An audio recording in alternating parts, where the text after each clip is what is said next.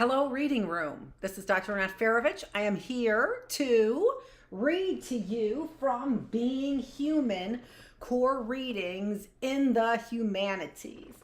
It is day 346, and it is May 12th, and we can go ahead and get started. That last reading was a little bit weird, wasn't it? I mean, weird and a little long.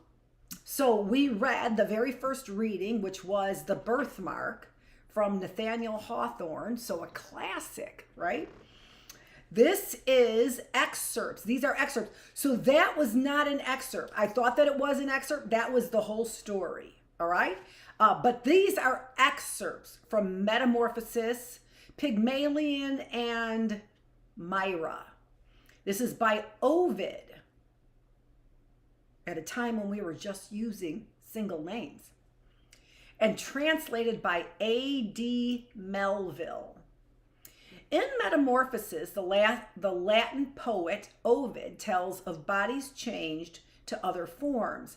The first part of the excerpt that follows tells of the sculptor Pygmalion's creation of a perfectly beautiful woman who was later brought to life for him to marry. The latter half describes the consequences of this marriage 2 generations later. The excerpt opens with a description of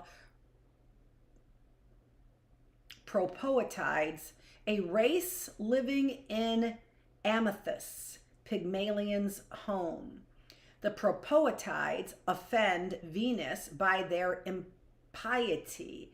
Venus, goddess of beauty and erotic love, takes revenge on them by turning them into prostitutes. Seeing the prostitutes, Pygmalion is so horrified by the countless vices nature gives to womankind that he avoids all women. Instead, he carves an ivory woman, more beautiful than ever woman born, more beautiful than ever woman born, quote, and falls in love with her. Pygmalion treats his ivory woman not as an artist treats his creation, but as a husband treats a wife. Yet despite his attentions to her, she remains hard and unresponsive. At a festival to honor Venus, half afraid, Pygmalion beseeches the goddess for the ivory woman's living likeness. When he returns to his statue, the woman comes to life beneath his fingers and shyly raises her eyes to his and sees the world and him. Venus blesses the union she has made, and a daughter, Paphos, is born. In the next terrible tale, Paphos' granddaughter, Myra, falls in love with her father, Cinyras, who is Paphos' son. Knowing her love is forbidden by human law, she resolves to take her own life.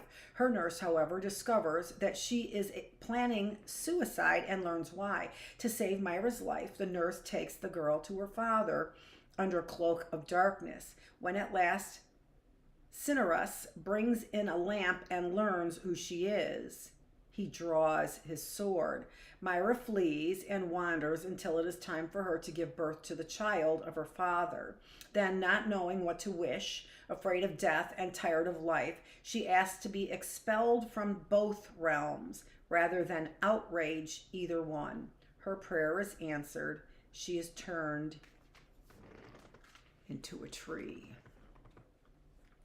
Myra's son, the beautiful Adonis, is born through the bark. He grows up to avenge his mother's passion by becoming the mortal love object of Venus, pursuing him. Venus abandons her previous haunts, including Amethyst and heaven itself. Why does Pygmalion reject womankind? Why does he create the perfect statuesque woman as his masterwork? Why does he love her? Why is Pygmalion not satisfied with his perfect creation? What might she have in common with the propoetides who repelled him? Pygmalion is half afraid to ask Venus for what he truly wants. He therefore requests the living likeness of the woman he has made, not the woman herself. Why was he afraid to ask his creation be brought? Why was he afraid to ask that his creation be brought to life? Is there something wrong with his desire? Why does Venus grant his real wish? Is there something wrong with her doing so? Is Pygmalion's wish to vivify and unite with his own artistic creation, tantamount to the incestuous union of his descendants, Myra and Cinyras. It is fitting that Adonis, the descendant of Pygmalion and his creation, should cause Venus to abandon Amethyst, a land that worships her in fruitless pursuit of a mortal beloved. What light does this story cast on the character and hazards of our search for perfection? So interesting, isn't it? That the first two stories are about man trying to create the perfect woman.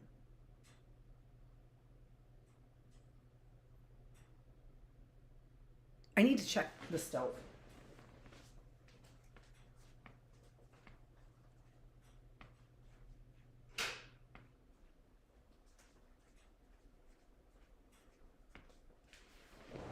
Heated up my coffee. Okay, so here it is. Even so, the obscene poetides had dared deny Venus's divinity, for that the goddess's rage, and it said, made them the first strumpets to prostitute their bodies' charms. As shame retreated and their cheeks grew hard, they turned with little change to stones of flint. That's sort of the preface. That's the preface, and then we go into Pygmalion. Pygmalion had seen, and it's written in prose. Pygmalion had seen these women spend their days in wickedness, and horrified at all the countless vices nature gives to womankind, lived celibate and long, lacked the companionship of married love. Meanwhile, he carved his snow-white ivory with marvelous, triumphant artistry, and gave it perfect shape, more beautiful than ever woman born. His masterworks fired him with love. It seemed to be alive, its face to be real, to be a real girl's, a girl who wished to move, but modesty forbade. Such art, his art concealed. In admiration, his heart desired the body he had formed. With many a touch he tries it. Is it flesh or ivory? Not ivory still, he's sure. Kisses he gives, and thinks they are returned. He speaks to it, caresses it, believes the firm new flesh beneath his fingers yields, and fears the limbs may darken with a bruise. And now fond words he whispers, now brings gifts that girls delight in, shells and polished stones, and little birds and flowers of every hue, lilies and colored balls and beads of amber, the teardrops of the daughters of the sun. He decks her limbs with robes, and on her fingers sets splendid rings, a necklace round her neck, pearls in the ears, a pendant on her breast. Lovely she looked, yet adorned she seemed in nakedness, no whit less beautiful. Called her his darling, cushioning her head as if she relished it on softest down. Venus's day came, the holiest festival. All Cyprus celebrates. Incense rose high, and heifers, with their wide horns gilded, fell beneath the blade that struck their snowy necks. Pygmalion, his offering given, prayed before the altar half afraid. Vouchsafe, O gods, if all things you can grant my bride shall be. He dared not say, my ivory girl, the living likeness of my ivory girl. And golden Venus, for her presence graced her feast, knew well the purpose of his prayer. And as an omen of her favoring power, thrice did the flame burn bright and leap up high. And he went home to his heart's delight, and kissed her as she lay, and she seemed warm. Again he kissed her, and with marveling touch caressed her breast. Beneath his touch, the flesh grew soft, its ivory hardness vanishing and yielding to his hands, as in the sun wax of Hymettus softens and is shaped by practiced fingers into many forms, and usefulness acquires by being used. His heart was torn with wonder and misgiving, delight and terror that it was not true. Again and yet again he tried his hopes. She was alive, the pulse beat in her veins, and then indeed in words that overflowed he poured his thanks to Venus. And at last his lips pressed real lips, and she, his girl, felt every kiss and blushed and shyly raised her eyes to his and saw the world and him. The goddess graced the union she had made, and when 9 times the crescent moon had filled her silver orb, an infant girl was born, Paphos, from whom the island takes its name. Myra. Her son was Cinyras, who might have been numbered among the fortunate. He had been childless.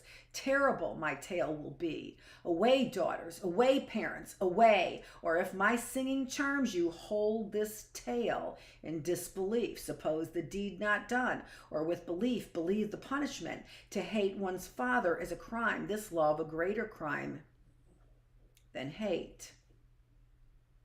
From everywhere the eager suitors came. The golden youth of all the Orient vied to win her hand. Choose Myra, one among the company, so long as one among them shall not be. So long as one among them. In truth, she fought the love she felt was foul. What are these thoughts, she asked herself. My aim, what is it? May the gods, may duties bond, the sacred rights of parents stop this crime. If it is a crime, yet surely duty's bond, they say, does not condemn such love as this. Why, other creatures couple as they choose, regardless if a heifer's mounted by her father. That's no shame. A horse becomes his daughter's husband. Goats will mate with kids. They've sired themselves. Why, even birds conceive from seed that fathered them. How blessed are they that they have such license. Human nicety makes spiteful laws. What nature will allow, their jealous code forbids. Yet there exist peoples, it's said, where sons will marry mothers and daughters fathers, and their doubled love increases duty's bond. But I, poor me, was not so lucky. I was not born there. The chance of birthplace injures me. Oh, why hark back to things like that? Away, away, forbidden hopes. He's worthy of my love, yes, but as father, well then, were I not great Cinyrus's daughter, I could lie with Cinyrus. But now, because he's mine, he isn't mine. Propinquity itself does damage. I'd do better not so near. I'd wish to go away and leave afar my native borders, could I flee from crime, but evil fires hold my heart here to keep beloved Cinyrus before my eyes. Oh, to see in him the same mad fire that flames in me. Now Cinyrus, confronted with a crowd of worthy suitors, doubting what to do, asked Myra herself, inquiring name by name who she would have for her husband. She at first was silent, gazing in her father's face, her thoughts in turmoil, her tears welling in her eyes. And Cinyrus, who thought her tears were but a girl's misgiving, told her not to cry, and dried her cheeks and kissed her on the lips, his kisses, joy too thrilling. Then he asked what kind of husband she would like, and she said, one like you. He did not understand and praised her. May you never lose your love, so dutiful. At dutiful, the girl lowered her eyes, too conscious of her guilt. Midnight had come, and sleep relaxed the limbs and cares of men, but Myra lay awake, a prey to ungoverned passion, and resumed her frenzied longings, sometimes in despair, sometimes resolved to try, at once ashamed and yearning, vainly groping for some plan. And as a huge tree wounded by an axe, only the last stroke left, and wait in doubt which way to fall, and every side's in fear. So Myra's mind, weakened by wound on wound, wavered uncertainly this way and that, nodding on either side, and found no end, no respite for her love except in death. Death it shall be. She rises up, resolved to hang herself. Now, this is a commentary. Before she can carry out her plan, Myra is discovered by her nurse, who eventually drags from her awful secret. An icy shudder ran through the old woman's frame. She understood, and every hair upon her snowy head stood stiff on end. In many, many words she poured to expel that passion if she could, so terrible. The girl well knew the truth of what she warned, but still her purpose held, to die unless she had her heart's desire. Live then, the nurse replied, and have your, not daring to utter, father. She stopped short. In silence then she called the gods of heaven to ratify the promise she had given. Under a cloak of darkness for many nights, the nurse takes Myra to her father's bed. When he at last produces a lamp and discovers who she is, he draws his sword against her. Myra fled. The darkness and the night's blind benison saved her from death. Across the countryside she wandered till she left the palm-fringed lands of Arabia and rich Panchaea's fields. 9 times the crescent of the moon returned, and still she roamed, and then she found at last rest for her weariness on Saba's soil. She scarce could bear the burden of her womb, and then, not knowing what to wish, afraid of death and tired of life, she framed these words of prayer: if powers of heaven are open to the cities of penitence, I've well deserved. I'll not refuse the pain of punishment, but lest I outrage if I'm left alive, the living, or if I shall die, the dead. That's different. Let me neither die nor live. Some power and open to penitent. For sure her final prayer found God's to hear. For as she spoke, around her legs the earth crept up, roots thrusting from her toes, spreading sideways firm foundations of a trunk.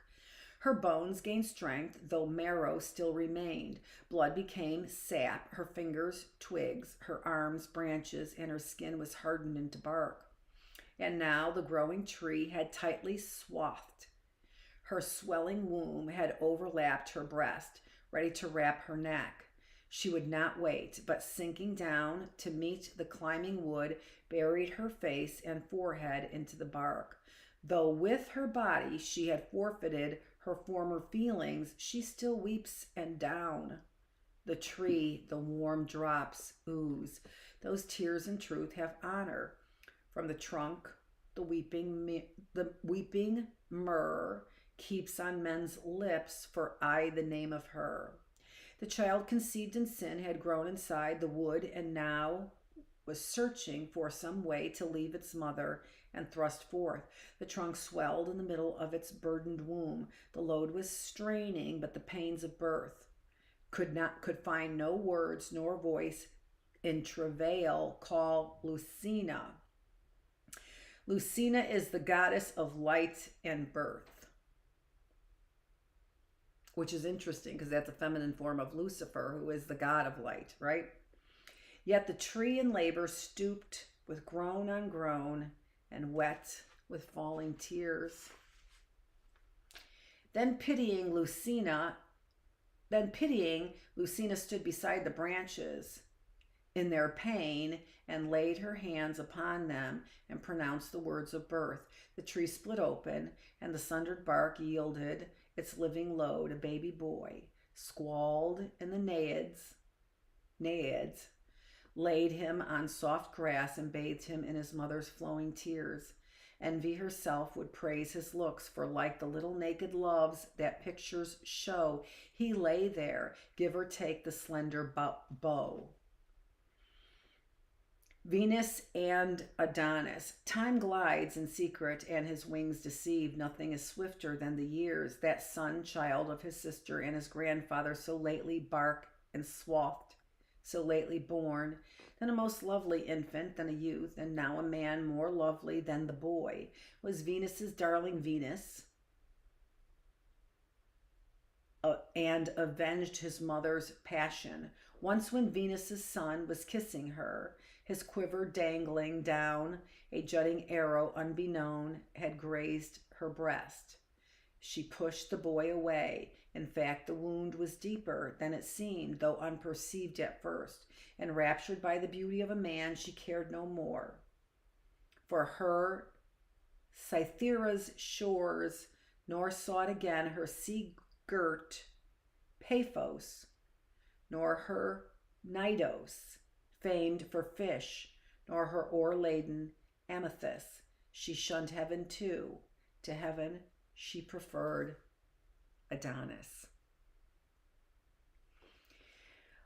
Well, I don't know. These just give me like a turning in the stomach. These stories do a little bit. I don't know. Why would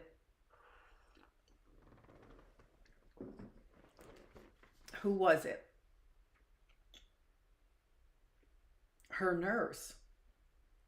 Why would Myra's nurse, well, I could see why Myra's nurse would bring her to her father.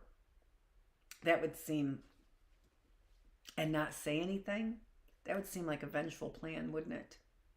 Like your offspring is going to be denied. Here were some of the questions, because that's the end of it. Why does Pygmalion reject womankind?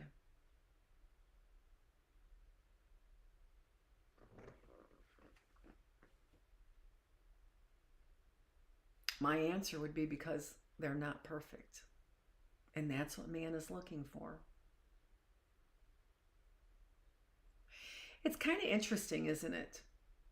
And then it talks about this tie with love, right? Like she could not get over the love she had for her father. Myra couldn't get over the love that she had for her father, which was a sexual desire. I don't know. My feeling on that is this. I have a sort of hands-off switch. If you tell me you're married, it's a hands-off switch. You might be attractive, but you wouldn't be attractive to me if you were unfaithful to your wife. Tell me you're my brother, and I'll see the relationship, I'll see the similarities, and it would be like a switch to me. I don't have that kind of deep sense. I loved my husband who passed, but if you told me he was what? My brother, my son, my father, or someone else's, not good for me. I do have a kind of switch that is a hands-off. It is interesting, though, this desire for the perfect woman is not present in the same way in the literature as woman's need for a perfect man. Isn't that interesting? All right, so there's another story. We're going to go do another story. And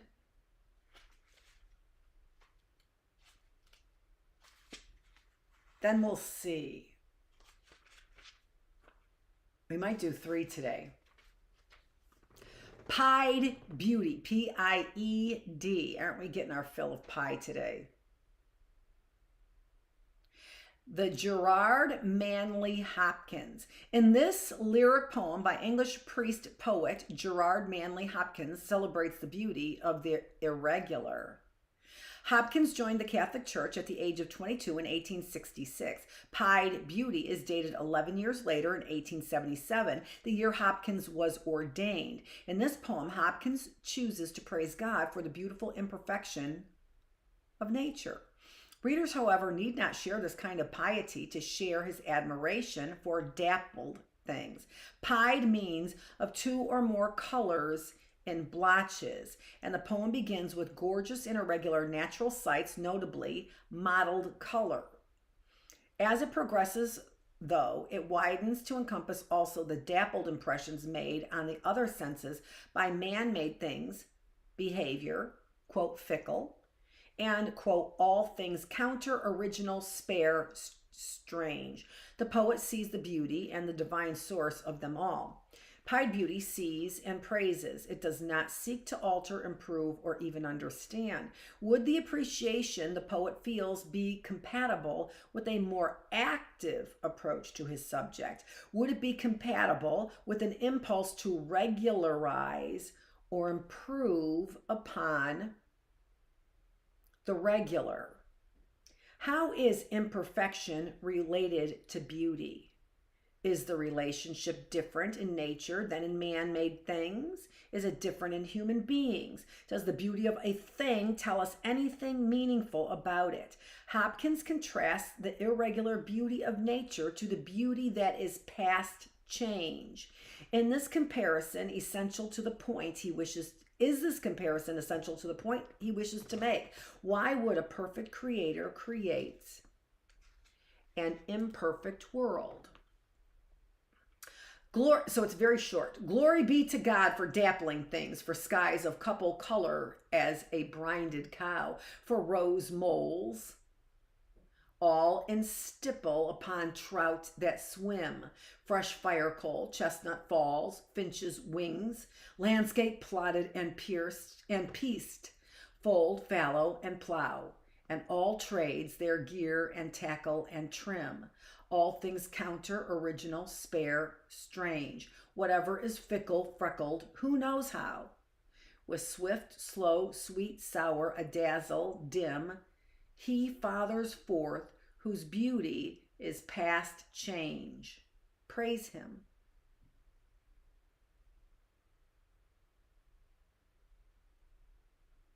Nope, not getting all those questions. All those questions were longer than that poem. This is called The Wonderful Mistake by Lewis Thomas. Is this essay in this essay from his collection, The Medusa and the Snail, More Notes of a Biology Watcher, the late Lewis Thomas makes the case that DNA is nature's greatest achievement and that much of DNA's greatness lies in its ability to err. Thomas begins by asserting that all DNA on Earth today descended from the DNA of the first cell to emerge from the primordial ooze 3,000 million years ago. He then tries to imagine that what might have occurred had human intelligence attempted to design the mechanism to replicate that first creature. He concludes that humans would have botched the job because we would have arranged for the mechanisms to work perfectly. It is only because of blunders that the actual mechanism of DNA replication, duplication errors, spontaneous mutations, etc., that the creature evolved into the complex life forms we see today. That does not match science. That doesn't match science at all, right? However, it does match the idea that God would have allowed you to fine-tune yourself and not making what? The perfect creature every time. Same perfect creature every time, right?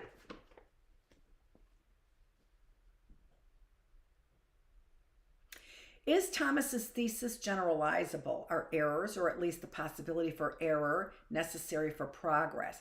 Is perfection necessarily static? Yeah. God made creatures that would grow into imperfect here, but maybe way better here, right? And that's where I need you. I don't need you to be paying attention to this. You're not perfect there for that. I need you to be paying attention to this. Somebody else has got that. But all the storytelling with the need for man's idea, an imperfect man, his idea of perfection. How interesting.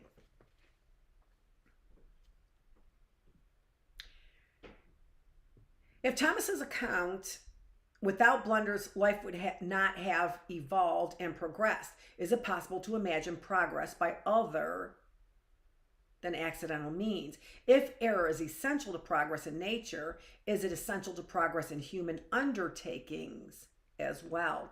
Well, I think in the order of interest, it would be, wouldn't it? The greatest single achievement of nature to date was surely the invention of the molecule of DNA. We have had it from the very beginning built into the first cell to emerge, membranes and all, somewhere in the soupy water of the cooling planet 3,000 million years or so ago. All of today's DNA, strung through all the cells of the earth, is simply an extension and elaboration of that first molecule. In a fundamental sense, we cannot claim to have made progress, since that the method used for growth and replication is essentially unchanged. But we have made progress in all kinds of other ways. This is the Wonderful Mistake, copyright 1979 by Lewis Thomas, from The Medusa and the Snail by Lewis Thomas, used by permission of Viking Penguin, a division of Penguin Group USA. But we have made progress in all kinds of other ways. Although it is out of fashion today to talk of progress and evolution, if you use that word to mean anything like improvement, implying some sort of value judgment beyond the reach of science, I cannot think of a better term to describe what has happened. After all, to have come all the way from a system of life possessing only one kind of primitive microbial cell,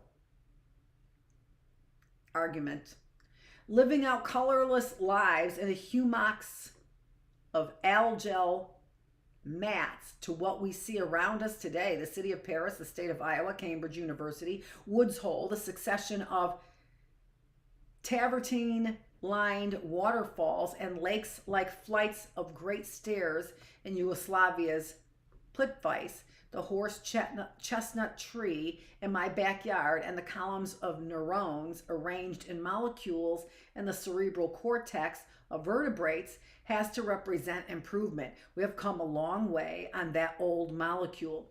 We could never have done it with human intelligence, even if molecular biologists have been flown in by satellite at the beginnings, laboratories and all, from some other solar system. We have evolved scientists, to be sure, and so we know a lot about DNA. But if our kind of mind had been confronted with the problem of designing a similar replicating molecule starting from scratch, we'd never have succeeded. We would have made one fatal mistake. Our molecule would have been perfect. Given enough time, we would have figured out how to do this, nucleotides, enzymes, and all, to make flawless, exact copies, but it would never have occurred to us, thinking as we do, that the things had to be able to make errors. Now, this is interesting, isn't it? It is this sort of juxtaposition of DNA is all about errors, which is the common thought in science, as opposed to what was just said here. It had to be able to make errors. DNA and this kind of perfection that we see in creation of a flower, of a tree, of the oxygen that it produces, of the carbon dioxide that it contains, right? That is a perfect system. That is a system that is fine-tuned to perfection. Limbs, eyes, nose, mouth, legs. That is a digestive system, circulatory system, neurological system. Those are systems of perfection. So all we are talking about is the ability to make errors. And then what do we do with that? What do we do with that? Annihilate women? Ride on their coattails? Change that woman into perfection, our idea of perfection? Appreciate improvement and learning with humility, because we are able to make errors. That's something I really find to be enlightening. That's not the word I was looking for, but good stuff. The capacity to blunder slightly, that's not what the evolutionary scientists are saying. They're saying DNA is all about errors, all of it. The only differences that we get between me and you are due to errors. And this is saying the capacity to blunder slightly is the real marvel of DNA. Without the special attribute, we would still be anaerobic bacteria and there would be no music. Viewed individually, one by one, each of the mutations that have brought us along represents a random, totally spontaneous accident. But it is no accident at all that mutations occur. The molecule of DNA was ordained from the beginning to make small mistakes. If we had been doing it, we would have found some way to correct this, and evolution would have been stopped in its tracks. We do evolve because we learn. Imagine the consternation of human scientists successfully engaged in the letter-perfect replication of prokaryotes, non-nucleated cells like bacteria when nucleated cells suddenly turned up. Think of the agitated commissions assembled to explain the scandalous proliferation of trilobites all over the place, the mass firings, the withdrawal of tenure. That's a mouthful. What they said is, I can't explain science. I can't explain it this way. I can't explain it this way. I'm out. I'm out. That's what that said. To err is human, we say, but we don't like the idea much. And it is harder still to accept the fact that erring is biological as well.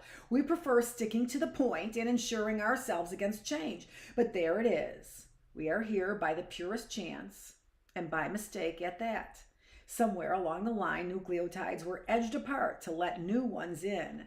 Maybe viruses moved in, carrying along bits of other foreign genomes. Radiation from the sun or from outer space caused tiny cracks in the molecule, and humanity was conceived. And maybe, given the fundamental instability of the molecule, it had to turn out this way. After all, if you have a mechanism designed to keep changing the ways of living, and if all the new forms have to fit together, as they plainly do, and if every improvised new gene representing an embellishment in an individual is likely to be selected for the species, and if you have enough time, maybe the system is simply bound to develop brains sooner or later and awareness. Biology needs a better word than error for the driving force in evolution, or maybe error will do after all, when you remember that it came from an old root, meaning to wander about, looking for something.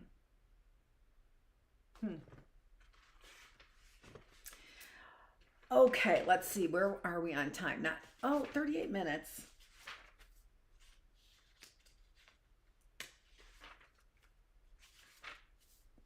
Yeah, we're not going to get into the next reading. The next reading is a little bit long. Then we'll do 2 readings tomorrow likely. So tomorrow we've got Gattaca, which was a screenplay of which is excerpted below, explores the enduring significance of character in a society obsessed with genetically inherited traits. Sounds like today. And then That Hideous Strength, from an excerpt from C.S. Lewis. Okay, that's what we have for today. So this is Dr. Annette Feravich. This is the reading room. A little short for today, but not too bad. And tomorrow we'll be back here with 2 readings from our Being Human core readings in Humanity. So we did three readings today. Metamorphosis,